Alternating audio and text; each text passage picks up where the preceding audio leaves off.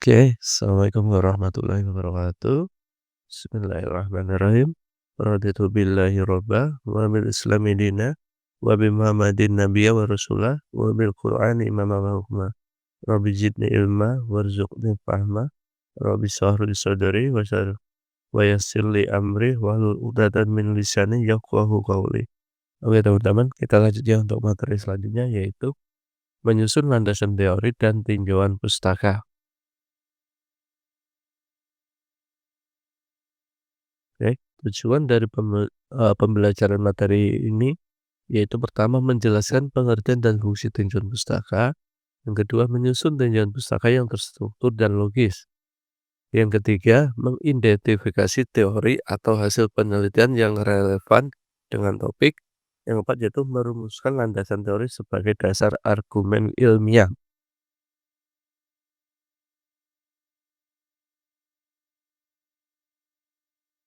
Pengertian tinjauan pustaka.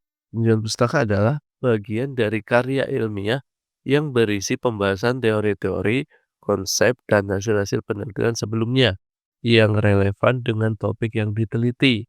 Jadi misalnya nih teman-teman mau meneliti tentang efisiensi pekerjaan. Jadi teman-teman harus cari tuh jurnal-jurnal atau tesis ataupun disertasi ataupun skripsi yang 5 tahun sebelumnya itu tentang efisiensi pekerjaan itu. Ya minimal teman-teman harus punya referensi 20. Dari situ teman-teman, baca-baca, dirangkum, terus, relevan nggak sama penelitian teman-teman yang sedang dijalankan itu, yang relevan diambil sebagai referensi. Nah itu nanti attachment di tinjauan pustakanya. Terus next,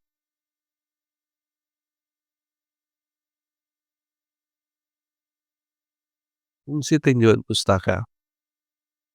Yang pertama yaitu memberikan dasar teori bagi penelitian. Yang kedua, menunjukkan posisi penelitian kita di antara studi sebelumnya. Yang ketiga, menghindari duplikasi penelitian. Yang keempat, menemukan gap penelitian yang bisa diisi. Nah, jadi fungsi tinjauan pustaka ya teman-teman itu ada 4. Yang pertama itu memberikan dasar teori. Maksudnya gimana sih? Ya, nanti dari penelitian teman-teman itu tidak tahu-tahu tuh langsung penelitian itu seperti ini, enggak. Jadi dari penelitian sebelumnya, jadi misalnya menurut penelitian A, efisiensi itu bersumber pada pemakaian material yang terkontrol. Menurut penelitian B, efisiensi bersumber pada pengiriman. Nah, teman-teman misalnya yang sejalannya terhadap material yang terkontrol, lah itu berarti relevan terhadap penelitian teman-teman. Nah, itu teman-teman kembangin nih hasilnya tadi itu nanti bisa melemahkan ataupun bisa menguatkan. Di samping itu, masuk ke poin kedua, menunjukkan posisi penelitian teman-teman di mana. Yang ketiga, menghindari duplikasi. Jadi karena ada referensi penelitian sebelumnya, jadi penelitian teman-teman itu ada bedanya seperti itu dari penelitian sebelumnya. Yang keempat, menemukan gap. Nah, ini nih, bedanya atau gapnya itu bisa melemahkan ataupun bisa menguatkan penelitian sebelumnya. Oke, lanjut.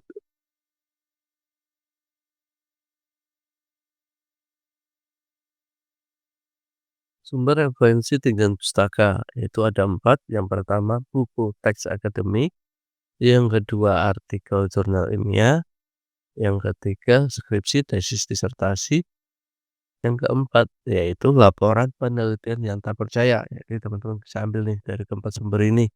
Ya usahakan itu 5 tahun ya, 5 tahun itu maksudnya ya paling lama itu berarti di 2020 ya teman-teman ya, cari jurnal-jurnal referensi atau buku atau disertasi ya.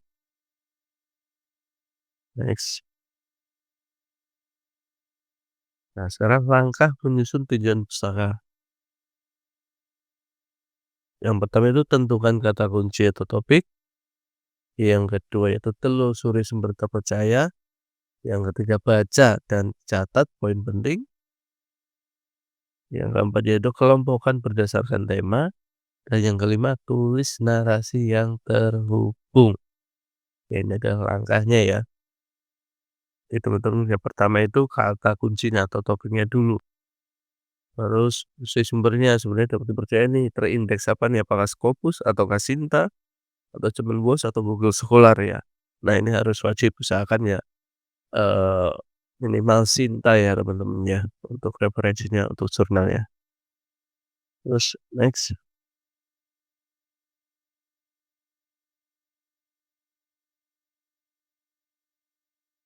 landasan teori.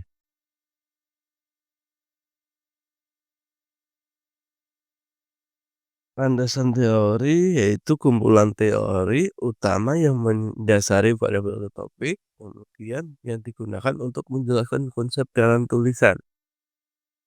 Kemudian yaitu untuk memberikan contoh teori, misalnya nih teori Maslow untuk topik motivasi.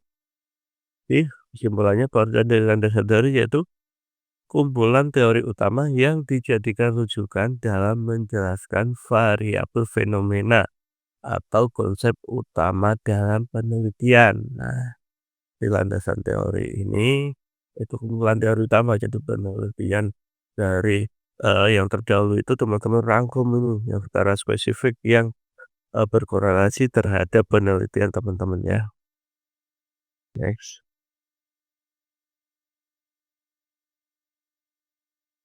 Contoh, contoh penulisan tujuan pustaka secara singkat. Berdasarkan penelitian yang dilakukan oleh Setiawan 2020, ditemukan bahwa penggunaan media sosial secara intensif berpengaruh terhadap konsentrasi belajar mahasiswa. Hasil serupa juga ditemukan oleh Lestari 2021 yang mengungkapkan bahwa durasi penggunaan misalkan lebih dari 3 jam per hari berdampak pada penurunan capaian akademik.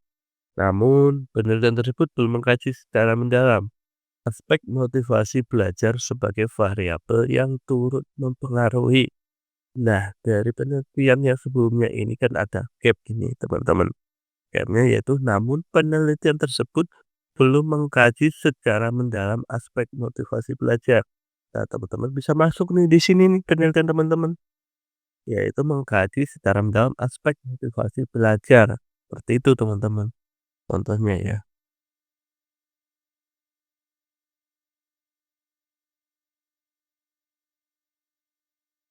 Oke, untuk materi kali ini saya rasa cukup ya teman-teman.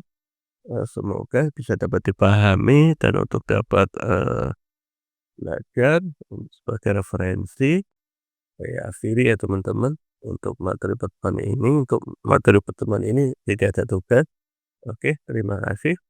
Ya, assalamualaikum warahmatullahi wabarakatuh.